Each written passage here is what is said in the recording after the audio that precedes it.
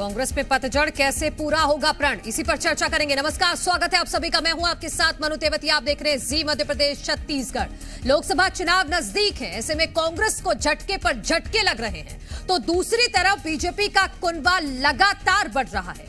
भोपाल में सैकड़ों कांग्रेसियों ने भारतीय जनता पार्टी का दामन थाम लिया। रायसेन के 300 से ज्यादा कांग्रेस कार्यकर्ता बीजेपी में शामिल हुए।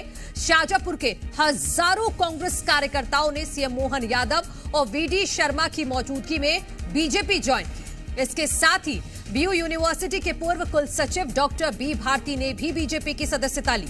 तो वहीं राहुल गांधी की न्याय यात्रा को लेकर कांग्रेस अपना सियासी मैदान मजबूत करने में लगी हुई है। तैयारियां जोरों पर हैं, वोटर्स को साधने की भी पूरी कोशिश है। इन तैयारियों का कितना फायदा मिलेगा ये तो वक्त बताएगा। अब सवाल ये उठता है कि इस तरह कांग्रेस में अगर पतझड़ लगी रही तो 24 में कांग्रेस की नैया कैसे पार होगी।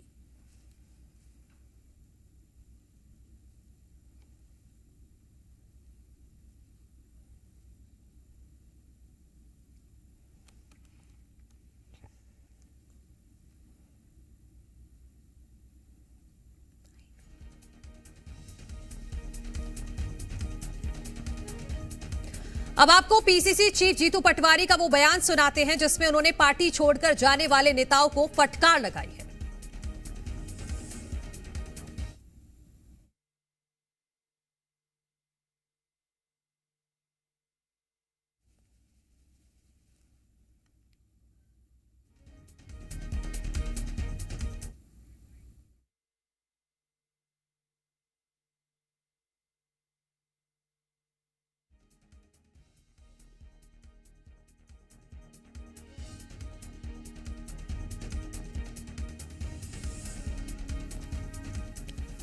तो कांग्रेस में दरअसल इस वक्त भगदड़ मची हुई है, पतझड़ भी कह सकते हैं। वो ये इसलिए क्योंकि कांग्रेस में 2500 कांग्रेस पदाधिकारियों, पार्षदों, सरपंचों और पूर्व सरपंचों ने पार्टी छोड़ दी है और भारतीय जनता पार्टी को ज्वाइन कर लिया है।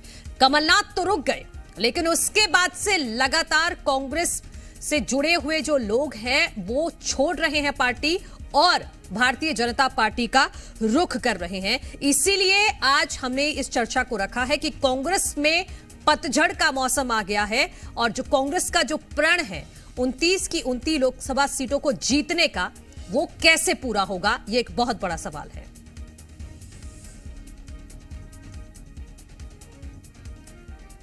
मेरी अपनी ओर से भाजपा के परिवार में आप सबका स्वागत है, वंदन है।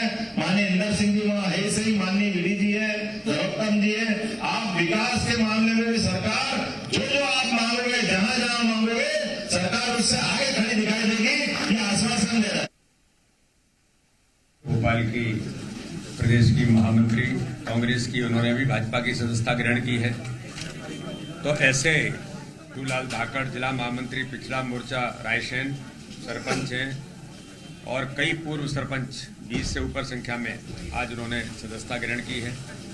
बी भारती जो शिक्षा के क्षेत्र में लंबे समय तक काम किया, तो उन्होंने भी आज प्रधानमंत्री नरेंद्र मोदी जी के नेतृत्व में भारतीय जनता पार्टी के प्रति जो विश्वास व्यक्त किया है। तो कांग्रेस में पतझड़ का मौसम आया है, इसी पर चर्चा करने के लिए हमारे साथ मेहमान जुड़ गए हैं। प्रियंका दुबे भारतीय जनता पार्टी के प्रवक्ता हमारे साथ हैं, अभिनव बुंदेला जी हमारे साथ जुड़ेंगे, कांग्रेस प्रवक्ता सुरेश शर्मा जी हमारे साथ हैं, सीनियर जर्नलिस्ट। आप सभी का बहुत बहुत स्वागत है। सुरेश शर्मा जी, मैं पहले आपसे ही मैं जानना चाहूंगी कि जो इस वक्त मध्य प्रदेश कांग्रेस में चल रहा है, इसके दूरगामी परिणाम कांग्रेस के लिए क्या होंगे और क्यों संभाल नहीं पा रही है कांग्रेस अपने ही नेताओं को, अपने ही कार्यकर्ताओं को? देखिए, यदि देश की कांग्रेस की तरफ ध्यान देते हुए बात को शुरू किया जाए तो इस समय कांग्रेस सरकार बनाने के लिए चुनाव नहीं लड़ रही, नेता प्रतिपक्ष का पद पाने के लायक सांसद जुटाने के लिए चुनाव लड़ रही है। क्योंकि जिस आम आदमी पार्टी ने कांग्रेस को 2 राज्यों में रिप्लेस किया, उसी के साथ वो गठबंधन कर रही है। तो ये इससे बड़ा कोई आत्मघाती राजनीतिक विचार नहीं हो सकता।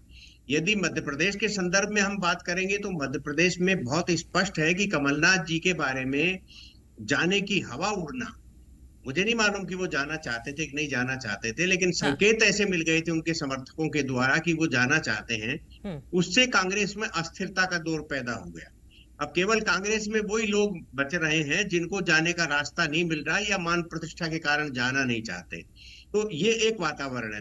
तीसरी जो सबसे महत्वपूर्ण बात है वो ये है कि जिस तरीके से कांग्रेस ने एक बड़ा स्टेप और अच्छा स्टेप उठाया था युवा लॉबी को, युवा नेतृत्व को कमान सौंपने का, तो वो जो है जो प्रमुख लोग हैं यानी कि मध्य प्रदेश की राजनीति में स्थापित लोग हैं, वो उन नेताओं को ताकतवर होने नहीं देना चाहते। और ताकतवर होने तो न देना चाहें ये एक अलग बात है, लेकिन दिखने भी नहीं देना चाहते।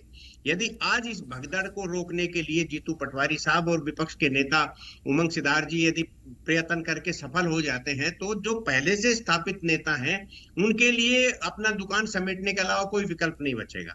तो ये मैं थोड़ा सा कठोर इसलिए बोल रहा हूं कि विपक्ष को कमजोर हो जाने देना, ये मुझे लगता है एक बहुत गंभीर राजनीति मध्य प्रदेश के लिए हो रही है। और आप अगली बात ये देखिए कि यदि समाजवादी पार्टी को मध्य प्रदेश में आमंत्रित किया जा रहा है समझौता करके कि हम उत्तर प्रदेश में 2-4 सीटें जीत जाएं, तो केवल विपक्ष का नेता बनने की जो पॉलिटिक्स चल रही है वो बहुत देश के लिए भी ठीक नहीं है। कोई कांग्रेस जैसा सशक्त दल जो है, बड़ी स्तर में राज करने वाला, एक विचार रखने वाला दल जो है, यदि इस तरह से ताश के अब जो हो रहा है सुरेश जी, अब जो मध्य प्रदेश कांग्रेस में हो रहा है, क्या युवा नेतृत्व है और जो एक्सपीरियंस की कहीं ना कहीं कमी जो दिख रही है कि आप सबको साथ लेकर चलते हो, वो नहीं दिख रहा?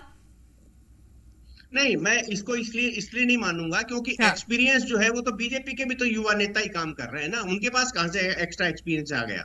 आपने कांग्रेस की लीडरशिप ने तो जो आज स्थापित हुई है, उसने तो दबाने से लेकर बचने तक की सारी गुर सीखे हुए हैं। इसलिए मुझे नहीं लगता कि एक्सपीरियंस की कमी है। एक्चुअल में क्या उन्हें काम करने नहीं दिया जा रहा। बीजेपी की एक आक्रामक जो रणनीति है कि देश भर में ये कहा जा रहा है कि जो कांग्रेस से नाराज हैं या किसी भी दल में निराश हैं, उनको आप पार्टी में ले लीजिए, जो एक प्रकार का वातावरण चला। देखिए, एक लाइन में और बहुत महत्वपूर्ण आपके सामने रखना चाहता हूं कि इस समय देश में अमित शाह जी और नरेंद्र मोदी साहब को ये मालूम है कि उनके नेतृत्व को चुनौती देने के लिए न तो भाजपा में कोई व्यक्ति है और न ही कांग्रेस और अन्य विपक्षी दलों में कोई नेता है। इसलिए कोई भी आ जाए उनको कोई फर्क नहीं पड़ने वाला। वो जब तक अपनी पारी खेलेंगे तब तक उनके सामने कोई चुनौती नहीं रहेगी। ठीक है, ठीक है। प्रियंका दुबे जी हमारे साथ भारतीय जनता पार्टी से। प्रियंका जी, जीतू पटवारी भी कह रहे हैं कि वही लोग जा रहे हैं भारतीय जनता पार्टी में जो डर रहे हैं, जिनको डर नहीं है वो तो संपर्क भी नहीं साध रहे। भारतीय जनता पार्टी अपने आप में आज की स्थिति में अगर हम बात करें तो विश्व की सबसे बड़ी लोकतांत्रिक पार्टी है और पार्टी की रीति नीति पूरी तरह से लोकतांत्रिक है। जो आना चाहते हैं वो लोकतंत्र के अनुसार पूरी तरह से स्वतंत्र हैं। जो आना चाहते हैं, रीति नीतियों को अपनाना चाहते हैं, हमारी विचारधारा के साथ कदम से कदम मिलाकर के आगे बढ़ना चाहते हैं, उनका स्वागत है। परंतु वो ये कहें कि डर रहे हैं तो उनको खुद को आत्ममंथन करना चाहिए कि वो ऐसे लोगों के साथ अभी तक चुनाव क्यों लड़ रहे थे या ऐसे लोगों का साथ लेकर के आगे क्यों बढ़ रहे थे जो डरपोक है। जो अपने ही लोगों को डरपोक कहते हैं, अपने ही लोगों को स्वार्थी कहते हैं, अपने ही लोगों को, यहाँ तक कि वो तो पार्टी को ही कहते हैं कि पार्टी गई तेल लेने। ये वीडियो सब जगह वायरल हुआ। तो ये सब नेतृत्व की खुद की विचारधारा इस प्रकार की हो, जो ये खुद कहते हो अपनी बड़ी राष्ट्रीय पार्टी के, लेकिन पार्टी गई तेल लेने। आप तो मुझे देखिए, तो जब खुद का ही नेतृत्व स्पष्ट ना हो, खुद की ही विचारधारा स्पष्ट ना हो, तो ऐसे नेतृत्व में कोई भी कार्य नहीं करना चाहेगा। कोई भी कद्दावर नेता होगा या कोई भी कर्मठ कार्यकर्ता होगा, हताश ही होता है। तो मेरे ख्याल से तो कांग्रेस को खुद का मंथन करना चाहिए। ठीक है। अभिनव जी भी जुड़ गए हमारे साथ, कांग्रेस प्रवक्ता अभिनव बरोलिया जी। अभिनव जी, स्वागत है आपका जी मध्य प्रदेश छत्तीसगढ़ पर। कमलनाथ जी तो रुक गए, लेकिन कांग्रेस में ये भगदड़ कब रुकेगी जो इस वक्त मची हुई है? देखिए, कमलनाथ जी वैसे भी कहीं नहीं जा रहे थे। एक प्रोपोगंडा और एक नैरेटिव था भारतीय जनता पार्टी का, जो पूरे तरीके से मीडिया भी नहीं समझ पाई और मीडिया ने भी उसको खूब चलाया। लेकिन मैं आपको बता दूं, जब चुनाव होते हैं तो लगातार ऐसी चीजें हमें देखने को मिलती है। आपने देखा होगा विधानसभा चुनाव में इस भारतीय जनता पार्टी के पूर्व मुख्यमंत्री कैलाश जोशी जी के बेटे, जो पूर्व मंत्री हैं, पूरी ताकत के साथ 10,000 लोगों के साथ आए थे।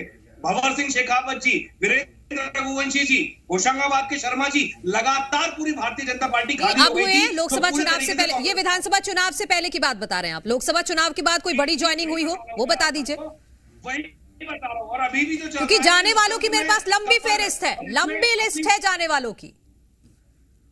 नहीं, मैं समझ रहा हूँ, बहुत लंबी लिस्ट तब भी थी भारतीय जनता पार्टी जब नहीं, अब कोई नाम है आपके पास कि कोई बड़ा नाम की लोकसभा चुनाव से पहले कांग्रेस ज्वाइन किया हो किसी ने? मैडम, भोपाल की सड़कों पर पैर रखने की जगह नहीं थी, इतनी भीड़ थी, आपको भी पता होगा शायद, आपके जो लोग थे, जो पत्रकार थे, वो भी देखते थे कि पैर रखने की जगह नहीं है। नहीं, फिर तो हुआ ये क्या जो होता है, विधानसभा चुनाव में? हुआ क्या?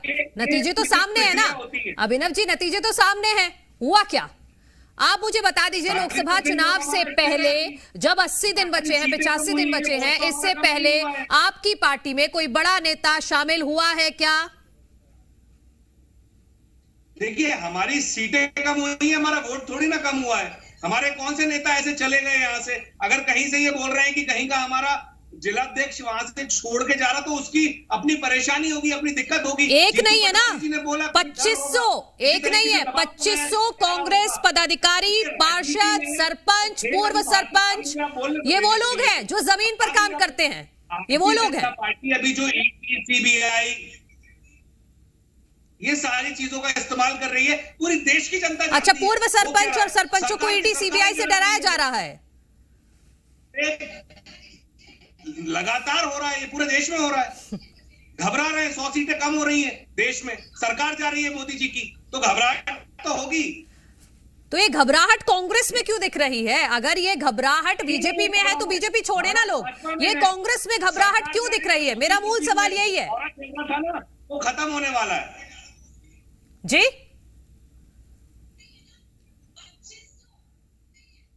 ठीक है, प्रियंका जी जवाब देंगी इसका। प्रियंका जी, देखिए, अगर हम बात करें अभी जो 2500 लोगों की आप बात कर रहे हैं, वो तो अभी कल परसों की ही रिपोर्ट है। उसके पहले अगर हम बात करें नर्मदापुरम विदिशा के जिला अध्यक्ष, ठीक है, जबलपुर के मेयर, या टीकमगढ़ के पूर्व विधायक, या छतरपुर के मंडी उपाध्यक्ष, प्रदेश कांग्रेस के महामंत्री हर्षित गुरुजी, इसके अलावा सैकड़ों और लिस्ट है। यहाँ तक कि अगर हम बात करें महिलाओं में भी, अगर हम बात करें रश्मि पांडे जी पांडुरना से ज्वाइन करी है, तो पांडुरना तो इनका लेकिन प्रियंका जी, अभिनव जी कह रहे हैं कि आप लोग डरा रहे हैं, ईडी सीबीआई से डरा रहे हैं, इसलिए लोग आपकी पार्टी में आ रहे हैं। मेरा ये कहना पड़ता है, आपके घर में ईडी को भेज दिया जाए या मेरे घर में ईडी को भेज दिया जाए, मैं तो उसका भी स्वागत करती हूँ। हमारे घर में भी आप सीबीआई को भेजिए, ईडी को भेजिए, आईटी को भेजिए, हमें तो डर नहीं है, हम भी तो काम। कौन भेजेगा? वो कह रहे हैं भेजने वाले तो आप ही है ना, भेजने वाले भी आप ही हैं। अगर आप देखिए, न्यायपालिका पे विश्वास इनके करना चाहिए। अगर ऐसा है तो ये न्यायपालिका के समक्ष विषयों को लेकर के जाएं। अगर इसके बाद भी इनको किसी भी तंत्र पे, ना इन्हें कार्यकर्ताओं पे विश्वास है, ना इनको इनकी रीति नीति स्पष्ट करनी है, ना इनको अपना नेतृत्व स्पष्ट करना है, यहाँ तक कि ये लोग अपने कार्यकर्ताओं के ऊपर भी संदेह रखते हैं, उनके मोबाइल चेक करते हैं, कभी उन लोगों को बिठाल करके उनको भी बंद किया जाता है। तो ये इस प्रकार की जब ये लोग खुद ही अविश्वास की लड़ाइयां लड़ रहे हैं, तो कोई भी व्यक्ति काय को अग्नि परीक्षा करके इनके साथ कार्य करना चाहेगा? मुझे इस पर मुझे एक कमेंट लेना अभिनव जी। ये तो बात है अभिनव जी, विश्वास की कमी तो कहीं ना कहीं दिख रही है ना, नेतृत्व में भी दिख रही है, और वही मैसेज फिर जमीन तक भी जा रहा है। तो क्यों आपसे छोटे छोटे कार्यकर्ता, संगठन के जो मुख्य रूप से लोग होते हैं, जो जमीन पर काम करते हैं, वो क्यों छोड़ रहे हैं? विश्वास की कमी तो है अभिनव जी।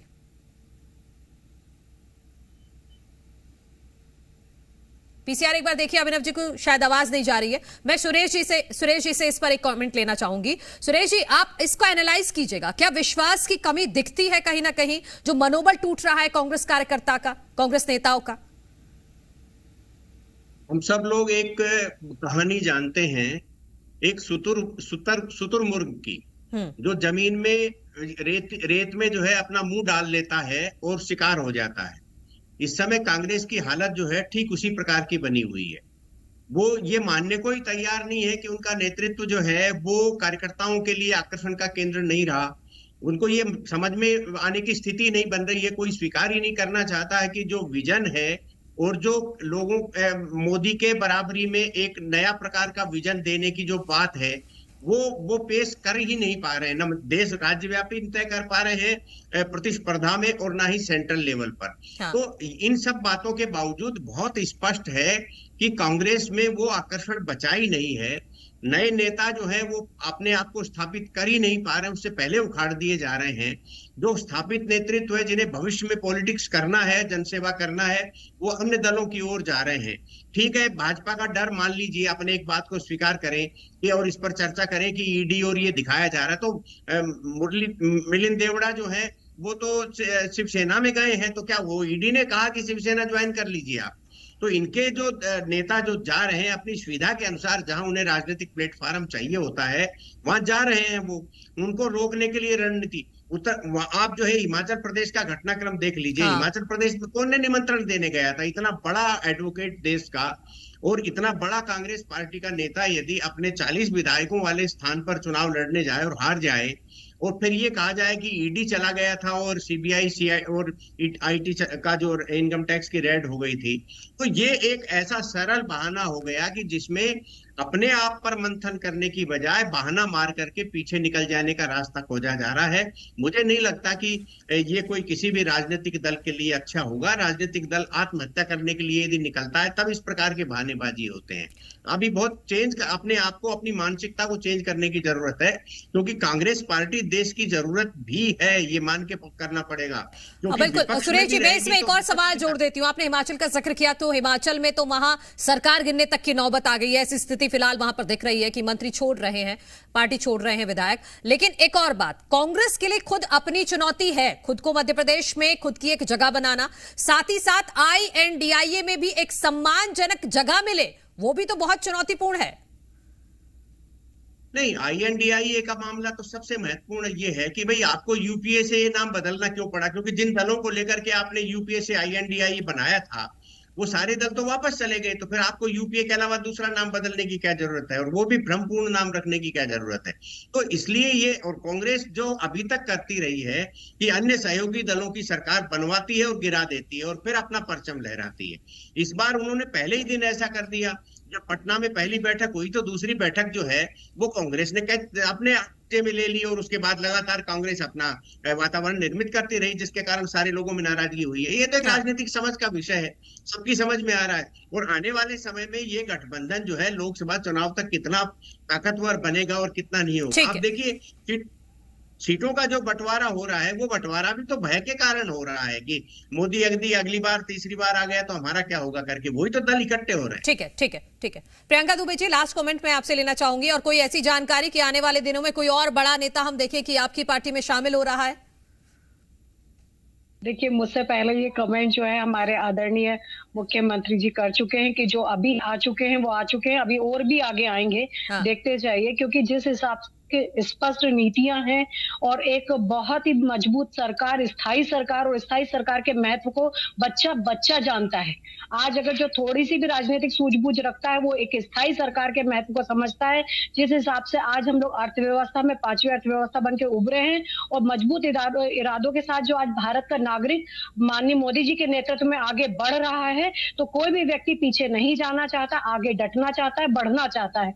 तो और अभी आ गए हैं, अभी और भी आगे आएंगे, और आप देखिएगा कि 29 कमल की फूलों की माला हम लोग माननीय मोदी जी के चरणों में और श्री राम जी के चरणों में अर्पित करेंगे। ठीक है, आपको शुभकामनाएं। ठीक है प्रियंका जी, बहुत शुक्रिया हमारे साथ जुड़ने के लिए। सुरेश जी, आपका भी शुक्रिया। अभिनव जी से तो हमारा संपर्क टूट गया, लेकिन मैं उम्मीद करती हूं कि अभिनव जी कम से कम कांग्रेस अपने कार्यकर्ताओं, अपने नेताओं के संपर्क में रहे, हमारे संपर्क में रहे न रहे, लेकिन अपने कांग्रेस कार्यकर्ताओं और नेताओं के संपर्क में रहे।